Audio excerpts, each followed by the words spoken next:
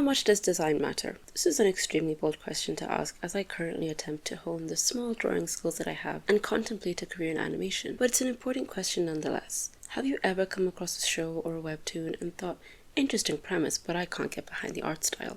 Or maybe you found a show webtoon that you really like and you suggested to a friend, only for them to say, the art style just isn't for me. This is not me trying to say that design doesn't matter, or that your opinion or your friend's opinion isn't important, but more so questioning how much we should allow an art style to impact our enjoyment of a piece of media. I've had these questions for a while, coming from two contrasting yet fundamentally similar incidents. The first was when my sister's friend, who's into animation, commented on how amazing Frozen was. I hadn't seen it at the time. Well, I still haven't seen it. I'm not really sure why I said it like I saw it afterwards. But I'd heard a lot of criticisms about the movie, which is why her statement threw me off. When I asked her, she responded about how good the film looked. And you know what? No arguments there. But I can't lie to you, sometimes I don't think that looking good is enough. For one thing, this is Disney. I expect nothing less for them when they are a multi-billion-dollar company which made most of its money from animated films and selling merchandise from these animated films.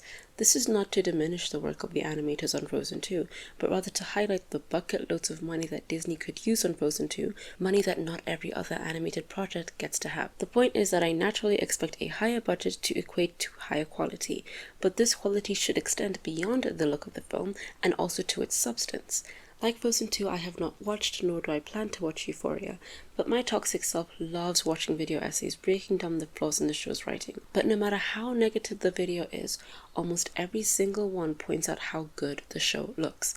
Again, this is a fair point. I am not denying that this looks good. But for a show like Euphoria, with all its problematicness on and off screen, is this really enough? The second incident was more minor, just a random comment I saw somewhere, so random that I can't actually tell you where I saw it. It was probably a YouTube short, let me not lie. In this video, the series My Adventures of Superman was brought up. Someone in the comment section said the show was interesting enough, but it was a shame for the art style. When I read this, I was reminded this wasn't the first time I'd heard this comment. And I'm not gonna lie, I don't really get it. And I have no shame in admitting when I just don't get something. I guess people say that the style is too generic, but like, having a generic art style hasn't stopped other shows from being well liked. Shoot, I have to keep my invincible hatred in check. I don't want to fight people right now. In the midst of all the manufactured Superman 2025 hate, I do question if a similar thing happened with My Adventures of Superman, in that people found it too wholesome and not as dark as Man of Steel, and were therefore very ready to spread hate about it online, but that's a stretch that I don't really have the energy to look into. Funny enough, My Adventures with Superman did a very interesting thing with its design, particularly for its black characters. I remember watching the show and seeing Jimmy's hands and feeling weird, slightly put off. There was no logical reason for this, as, in case my profile picture didn't make it clear, I am black, and my hands are dark on one side and light on the other. So I asked myself why I found Jimmy's hands so different, and then I realized that literally every other cartoon I have watched with dark-skinned characters, their entire hand, including their palm, would have their darker skin color. And for years, I never even questioned this. This is not me trying to call anyone up for racism or racial insensitivity. Honestly, I suppose it's easier to animate hands when they are one color, and I won't lie, there were a few moments in Superman Season 1 where this effect looked slightly off, but I appreciated the effort to make this black character look like a black person, even if it was a minor change. And I will say, Season 2 made it look a lot better. This is not me saying that My Adventures with Superman did this first, and I am seeing other shows with black characters' hands drawn like this. This was just my first encounter with it. I wouldn't use this as a point of why it's a good show, since that would take in overall elements, including the writing and directing, but I can't deny the impact that this minor aspect had on me. I want to talk about webtoons separately because in my head they are a little bit different. When animating, a character being over-stylized can actually make things a lot more difficult, so character design needs to be created with this in mind. But for a webtoon, animating isn't necessarily a factor in creating an art style and character designs. For this reason, webtoons are home to some of the most diverse art styles, which is why I get annoyed when some are favored over others based on an art style, because I feel like it adds to an issue where we see that we don't want generic designs, yet we dismiss those that dare to be too different, with no clear criteria for either. I've also been seeing a lot on my feed on Elio K-pop Demon Hunters comparisons. These are interesting conversations about how a straight-to-streaming film did much better than a theatrical release from a bigger studio, but I don't love comparisons of this kind, but I'll get into this a little later. I didn't see Elio nor have I watched an in-depth review of it, but I heard a lot about the bean mouth epidemic and how Elio fell into it. Now I hear this criticism loud and clear. What was once a stylistic choice has now become overused and generic. Why are the birds always bothering me when I'm trying to record? Like, respectfully. Okay, well, enjoy the birds recording with me then. Full transparency, I have kind of fallen off with Pixar. Well, I don't really think that I have, because I don't think I was ever really on Pixar anyway. Of their films, the majority agree with masterpieces such as Monsters Inc., Ratatouille, The Incredibles, Wall-E, and one of the Toy Stories, or like the whole franchise, I don't really know, I can't keep up. I haven't watched Wall-E. I've only seen Toy Stories 1 to 3 and I can barely remember them, but I remember the second the most and the creepy bear from the third one. Now, please don't hate me for what I'm about to say. I don't like The Incredibles that much. Wait! It's good. I can acknowledge it. But honestly, as a kid, I found Bob not that fun to watch, and I was skipped the kids being in the jungle. I think it's a movie that I could only appreciate when I got older, and when I was a kid, I just skipped through it to pass the time and not really for my own enjoyment.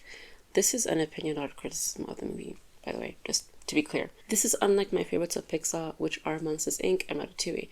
I appreciated them more when I grew up, but even as a kid I really enjoyed watching them. My very long and complex point is that there was never really a moment where I was keeping an eye out for Pixar releases, because while they create really interesting things, there are also just other movies that are just Oh, I just realized that Coco is Pixar. I completely forgot. I love this movie too, okay? The point is, I have no personal tie to Pixar like others might. The last time I intentionally watched a Pixar film was Turning Red in 2020. To be clear, by intentionally I mean that I actually sat down and watched it instead of it being part of the in-flight entertainment when I'm trying to stay up on a 20-hour journey, so the sleep when I get to my destination hits better and the jet lag doesn't hit as hard, even though it still hits kinda hard. I saw Elemental on the plane and A Bug's Life for the first time this year. I did watch Inside Out 2 despite not finishing the first movie way back in 2015, but I won't count that as being intentional as it was part of an article I wrote on the Oscars 2025 animated categories, so it wasn't really my choice to watch it since I only did it to be fair to all the movies in the category. And I didn't like it that much. So the point is, I don't actively go out of my way to watch Pixar films, which is the only reason I didn't see Elio. That, and guys, the cinema is expensive. I have to do like a day's worth of recon before I plan a cinema date. Also, I am 23 years old, but I don't know what it is. I just can't go to the movies alone. Call me a child, I guess. So even outside of my attitude to Pixar, Elio's concept didn't really spark any interest as, say, something like K-pop Demon Hunters. I remember seeing the announcement from Elio when I was in the cinema watching a different movie. I want to say it was TMNT 2023, but that doesn't seem true. But after that, I don't remember seeing anything about it. I must have seen the trailer when it dropped, but then it just left my mind. So I was kind of confused when I saw it being compared to K-pop Demon Hunters. Now, I have mentioned that they were released at the same time. Wait, did I? Okay, they were released around the same time. One on Netflix, one in theaters, and only one of them has been that successful. I'm not trying to say that everyone is suggesting that Elio flopped because of the art style, nor am I trying to say that discussing their successes side by side has to be a bad thing. I will say that sometimes these comparisons feel like apples and oranges to me. Yes, they are both fruits, but that's where the similarities kind of just end. If you are a regular viewer of this channel, then first of all, what's it like to not exist? But you probably realize that I can be a little hard to track sometimes, particularly when it comes to comparisons. I've mentioned that I don't like when things get compared, for example Witch and Twinks, but I still compare them in this video, and this video.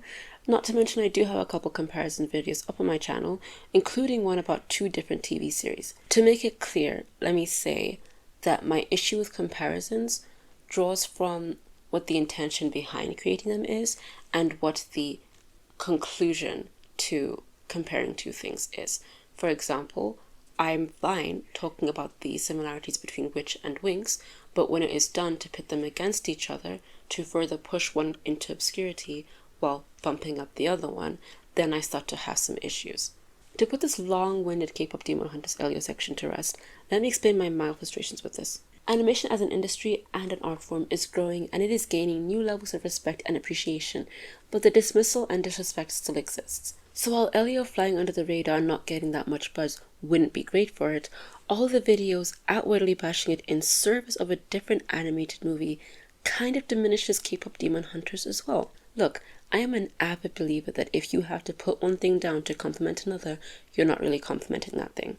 I know that K-pop Demon Hunters is getting a lot of love outside of Elio, don't misunderstand me. Let's just keep it in strong instead of putting down other animated films and by proxy, other animators. This isn't to say that there can't be any other discussion about Elio, even if it is more negative, but that too should be detached from K-pop Demon Hunters. Wait, what was this video about? Oh right, design. Okay, so in a video I made with my sister, we ranked the funniest animated movies. You should check it out. We both ranked the movie Hoodwinked on our respective lists. For my part, I said this. Outside of the animation, honestly, I feel like if you're anyone who's watching this who doesn't watch Hoodwink because of the animation, get over it.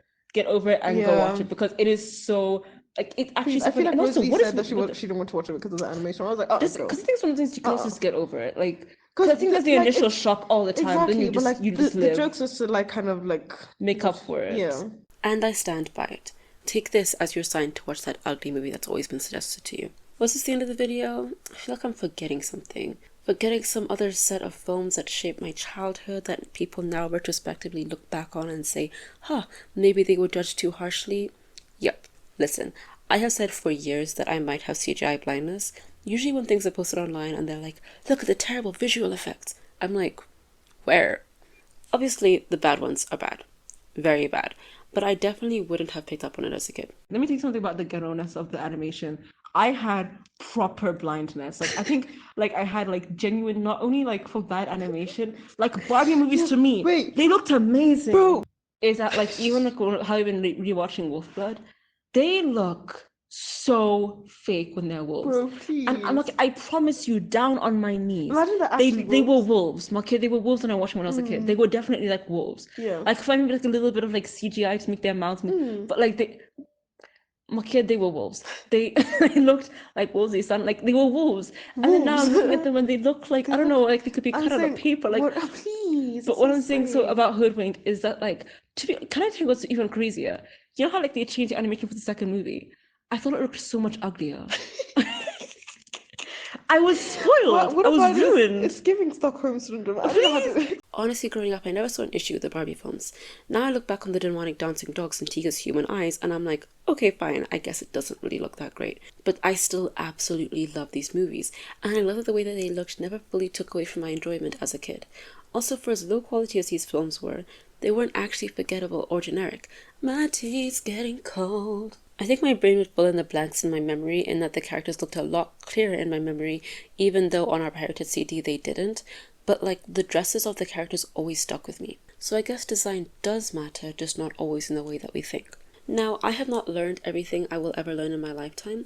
Maybe in a year, fingers crossed, I will be in a course in a design school and have a newfound understanding on character design, and it might give me a new perspective on watching animated movies. But I really don't want to reach a point where I am incapable of watching something just because their graphics are bad, or the resolution isn't great, or I just don't like how the characters look, because when I do that, I know that I will truly be missing out on some great storytelling. Hi everybody, thank you so much for watching this video. I was gonna say sorry I've been gone a while, but honestly, I don't know when I last posted. I have like zero concept of time.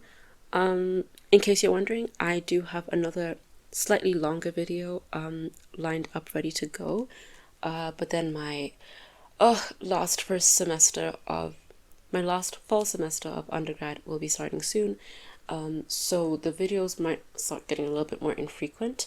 I do, as I mentioned earlier in the video, I did write an article on the Oscars.